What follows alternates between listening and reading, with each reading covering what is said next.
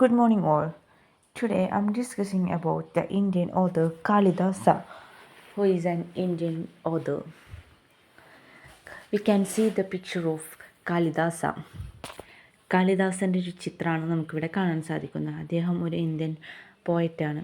അതുപോലെ തന്നെ he was an Sanskrit writer and poet, one of the greatest writers in the Sanskrit language. His works likely composed between the 14th and the 15th century CE. അദ്ദേഹം ഒരു സാൻസ്ക്രിറ്റ് എഴുത്തുകാരനാണ്, അതുപോലെ തന്നെ ഒരു പോയറ്റാണ്. സാൻസ്ക്രിറ്റ് ലാംഗ്വേജിൽ തന്നെ ഏറ്റവും ഗ്രേറ്റസ്റ്റ് ആയിട്ടുള്ളൊരു എഴുത്തുകാരൻ കൂടിയാണ് കാളിദാസ. അദ്ദേഹത്തിൻ്റെ വർക്ക്സുകൾ അധികവും കമ്പോസ് ചെയ്യപ്പെട്ടിരിക്കുന്നത് 4th സെഞ്ച്വറിൻ്റെയും 5th സെഞ്ച്വറിൻ്റെയും ഇടയിലുള്ള കാലഘട്ടമാണ്.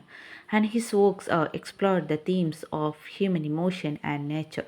അദ്ദേഹത്തിൻ്റെ അധികം വർക്ക്സും എക്സ്പ്ലോർ ചെയ്തിരിക്കുന്ന തീംസുകൾ എന്ന് പറഞ്ഞാൽ ഹ്യൂമൻ ഇമോഷൻസിനും നാച്ചറിനെയൊക്കെ പറ്റിയിട്ടാണ് അദ്ദേഹം കൂടുതലും എക്സ്പ്ലോർ ചെയ്തിരിക്കുന്നത്.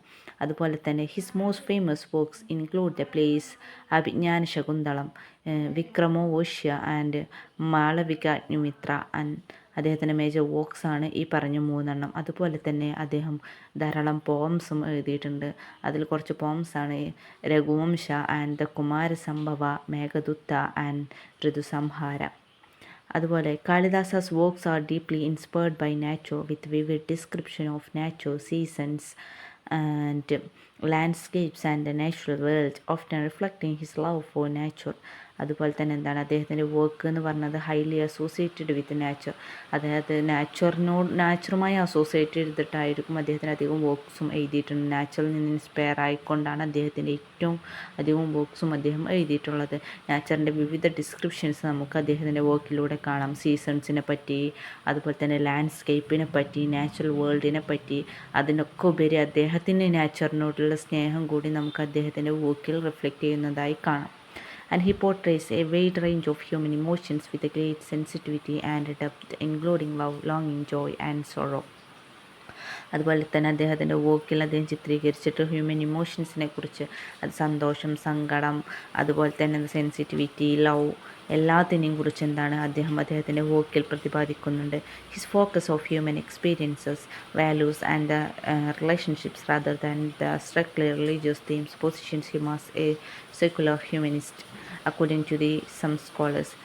മറ്റ് സ്കോളേഴ്സ് എല്ലാം പറയുന്നത് എന്താ വെച്ചാൽ അദ്ദേഹം ഏറ്റവും കൂടുതൽ ഫോക്കസ് ചെയ്യുന്ന ഹ്യൂമൻ എക്സ്പീരിയൻസിനെ പറ്റി, അതിൻ്റെ വാല്യൂസിനെ പറ്റി, അതുപോലത്തെ റിലേഷൻഷിപ്പിനെ പറ്റി, അതുപോലെ തന്നെ റിലീജിയസ് ഒരു തീമായിട്ട് റിലീജിയൻസിനെ പറ്റി അദ്ദേഹം ഒരു സെക്കുലറിസ്റ്റായിട്ട് നിന്നുകൊണ്ട് സെക്കുലർ ഹ്യൂമനിസ്റ്റ് ആയിക്കൊണ്ട് നിന്നുകൊണ്ട് അദ്ദേഹം റിലീജിയസ് തീമിനെ പറ്റിയിട്ടൊക്കെ എഴുതിയിട്ടുണ്ട് എന്നാണ് പറയപ്പെടുന്നത്.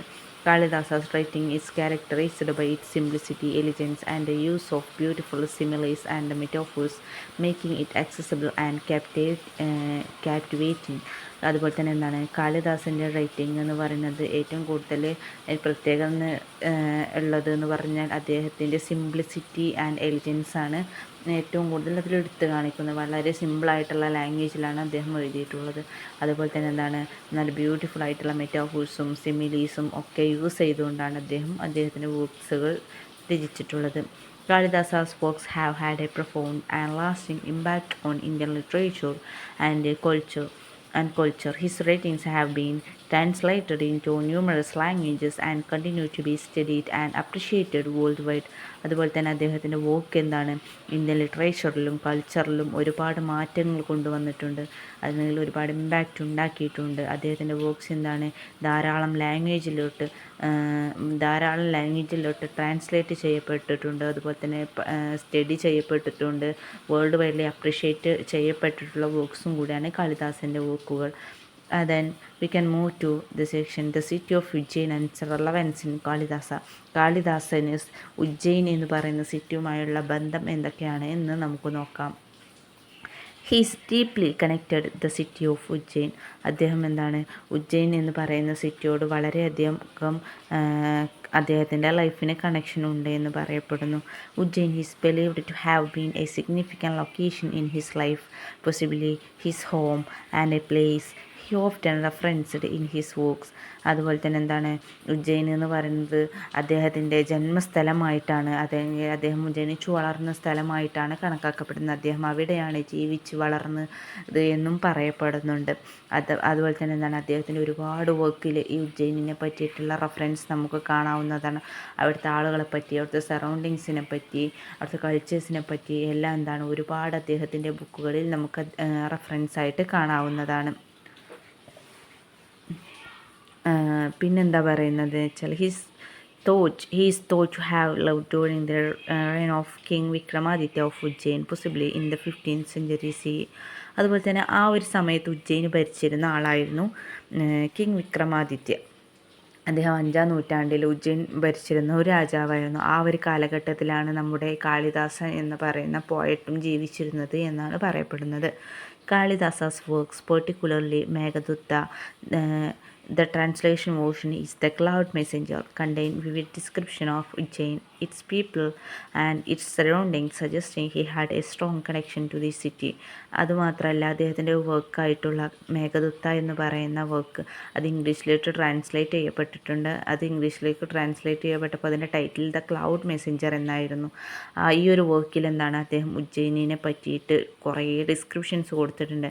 അവിടുത്തെ ആളുകളുടെ ജീവിത രീതിനെ പറ്റി, അതുപോലെ തന്നെ അവരുടെ ചുറ്റുപാടിനെ പറ്റിയിട്ടൊക്കെ എന്താണ് ഡിസ്ക്രിപ്ഷൻ കൊടുത്തത് കാരണം തന്നെ നമുക്ക് എന്ത് മനസ്സിലാക്കാം, അദ്ദേഹത്തിന് ആ ഒരു ഉജ്ജയിനി എന്ന സിറ്റിയോടുള്ള കണക്ഷൻ നമുക്ക് എത്രത്തോളം ഉണ്ടെന്ന് മനസ്സിലാക്കാം. He is believed to have been a part of the court of king Vikramaditya who ruled Ujjain. This association further solidifies the link between Kalidasa and the city.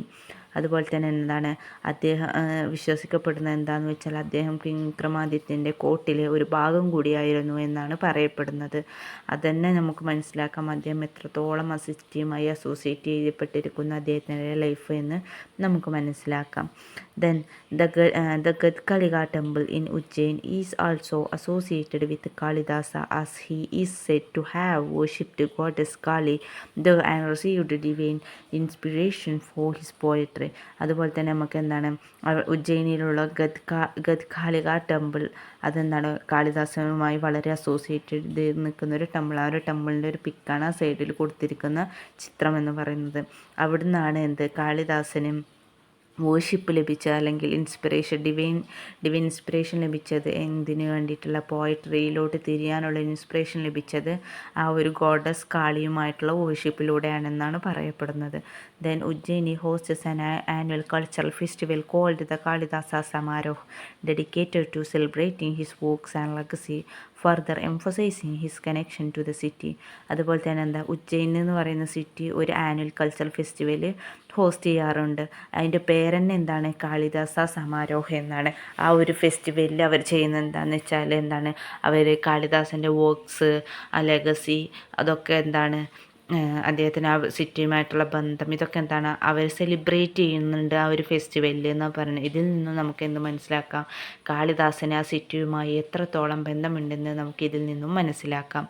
And then the Kalidasa Sanskrit academy in Ujjain is another institution dedicated to preserving and promoting his works and the study of Sanskrit drama and literature.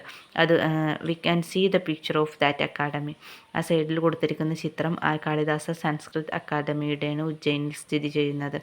ആ ഒരു academy തന്നെ അവിടെ ഉള്ളത് എന്തിനാണ്, കാളിദാസിന് വേണ്ടി dedicate ചെയ്തൊരു അക്കാഡമിയാണ്. അദ്ദേഹത്തിൻ്റെ works preserve ചെയ്യാൻ, അദ്ദേഹത്തിൻ്റെ വർക്ക്സും സ്റ്റഡീസൊക്കെ പ്രിസർവ് ചെയ്യാനും പ്രൊമോട്ട് ചെയ്യാനും വേണ്ടിയിട്ടുള്ളൊരു അക്കാഡമിയാണിത്. മാത്രമല്ല സാൻസ്ക്രിറ്റ് ഡ്രാമ ലിറ്ററേച്ചറൊക്കെ പഠിപ്പിക്കുന്നൊരു അക്കാദമിയാണ്. ഇതിലൂടെ നമുക്ക് എന്ത് മനസ്സിലാക്കാം, കാളിദാസന് ഉജ്ജയിനി എന്ന് പറയുന്ന സിറ്റിയിൽ എത്രത്തോളം പ്രാധാന്യമുണ്ട്, അല്ലെങ്കിൽ അദ്ദേഹത്തിൻ്റെ വർക്ക്സിന് എത്രത്തോളം പ്രാധാന്യമുണ്ടെന്ന് നമുക്ക് മനസ്സിലാക്കാൻ സാധിക്കുന്നു. And while Ujjain is strong contender for his place of residence, some scholars also suggest he may have spent time near the Himalayas or in Kalinga based on his writings. However, his association with Ujjain is undeniable. അതുപോലെ തന്നെ എന്താണ് ഉജ്ജയിനിയായിട്ട് നല്ല ബന്ധമുണ്ട്, അദ്ദേഹത്തിൻ്റെ റെസിഡൻസൊക്കെ അവിടെ നിന്നൊക്കെ പറയപ്പെടുന്നുണ്ടെങ്കിലും ഒരുപാട് മറ്റ് സ്കോളേഴ്സൊക്കെ ചില സ്കോളേഴ്സൊക്കെ എന്താണ് അഭിപ്രായപ്പെടുന്നുണ്ട് അദ്ദേഹം ഏറ്റവും കൂടുതൽ ടൈം സ്പെൻഡ് ചെയ്തിരിക്കുന്നത് ഹിമാലയാസിലും കലിംഗയിലൊക്കെയാണ് എന്ന്. എങ്ങനെ അദ്ദേഹത്തിൻ്റെ റൈറ്റിങ്സിനെ അല്ലെങ്കിൽ എഴുത്തുകളെ അടിസ്ഥാനപ്പെടുത്തിയിട്ടാണ് സ്കോളേഴ്സ് ഇതൊക്കെ പറയുന്നത്. അങ്ങനെയും പറയപ്പെടുന്നുണ്ട്. പക്ഷേ എന്നിരുന്നാലും നമുക്ക് എന്താണ് അദ്ദേഹത്തിൻ്റെ ഉജ്ജയിനിയുമായിട്ടുള്ള ബന്ധം എന്ന് പറയുന്നത് എന്താണ്, ഇറ്റ് ഈസ് അൺഡെനിബിൾ ആണെന്ന് പറയപ്പെടുന്നു. That's all about this chapter.